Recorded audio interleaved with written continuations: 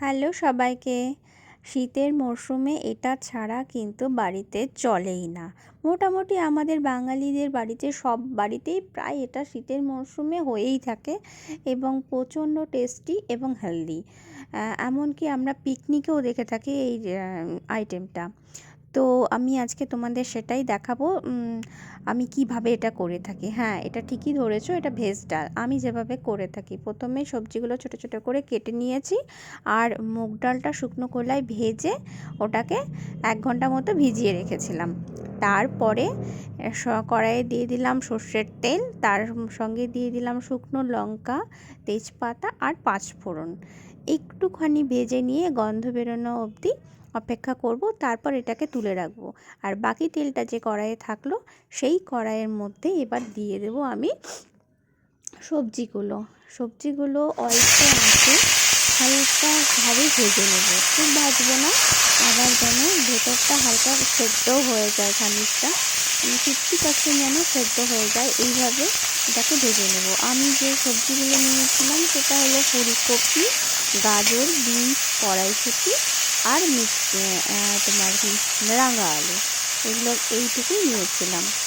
আর এগুলো হালকা করে আমি লাল লাল করে আমি ভেজে নেব। একটু যদি গায়ে লাল রং না লাগে তাহলে কিন্তু জিনিসটা ভালো লাগবে না, কাঁচা কাঁচা থাকবে আর একটু হালকা গন্ধ বেরোবে। তো হালকা করে আমি 5 মিনিট মতো আমি ভেজে নিয়েছি। 5 মিনিট পরে দেখো আমার সবজিটা কিন্তু ভাজা হয়ে গেছে। ঠিক এই মতো অবস্থায় আমি নামিয়ে নেব সবজিগুলো।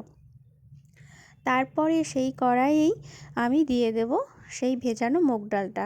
কোনো রকম তেল দেব না, কারণ আমি খুব কম তেলে রান্না করি, চেষ্টা করি যতটা পারি কম তেলে রান্না করি। তেল তো আমাদের শরীরের জন্য খুব একটা ভালো নয়, তো যাই হোক, যত তেল দেবে তত খাবার টেস্টি হবে, এটা খুব স্বাভাবিক। তো আমি যতটা পারি কম তেলে রান্না করি।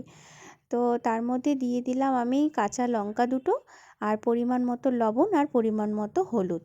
আমি ডালটা এই কারণেই ভিজিয়ে রেখেছিলাম, কারণ ডালটা মুগ ডাল সেদ্ধ হতে এমনি সময় লাগে, আর প্রেশারে সেদ্ধ করলে সেই ডালটা টেস্ট হয় না। কড়াইয়ের মতো প্রেশারে কিন্তু সেদ্ধ করলে সেই ডালের টেস্টই পাল্টে যাবে, এরকম টেস্টি হবেই না। তো যাতে গ্যাসের খরচাটা কমে, মানে গ্যাস যাতে কম পড়ে আর সময়টাও যাতে বাঁচে, সেই জন্য কিন্তু আমি যে কোনো ডাল, মানে মুগ ডাল বলো মসুর ডাল বলো, রান্না করার আগে কিন্তু আমি অনেকক্ষণ যতক্ষণ পারি 1 ঘন্টা হোক, 1.5 ঘন্টা হোক, 2 ঘন্টা হোক, আমি ভিজিয়ে রাখি। তাতে গ্যাস এবং সময় দুটোই সাশ্রয় হয়। তো তারপরে আমি সেই ডালের মধ্যে দিয়ে দিয়েছিলাম পরিমাণ মতো জল, আর গরম জল দিয়েছিলাম। এইটা এমনভাবে দিতে হবে যতটা পরিমাণ তোমরা ডাল রাখবে তার থেকে একটু পরিমাণে বেশি, কারণ পরে এটার মধ্যে জল দিলে টেস্ট একদম নষ্ট হয়ে যায়, এবং সবসময় গরম জলই ইউজ করতে হবে। তো তারপরে আমি গরম জল দিয়ে ডালটাকে ফুটিয়ে নিয়েছিলাম। এটা যখন 50% সেদ্ধ হয়ে গেছিলো ডালটা, তখন আমি ফুলকপিটা দিয়ে দিলাম। তারপরে এটা যখন 70% সেদ্ধ হলো তখন আমি বাকি সবজিগুলো দিয়ে দিলাম। দিয়ে এটাকে যখন এটা 95% আবার সেদ্ধ হয়ে গেল, তখন আমি দিয়ে দিলাম সেই তোমার ফোড়ন ভাজাটা, আর দিয়ে দিলাম একটু মিষ্টি।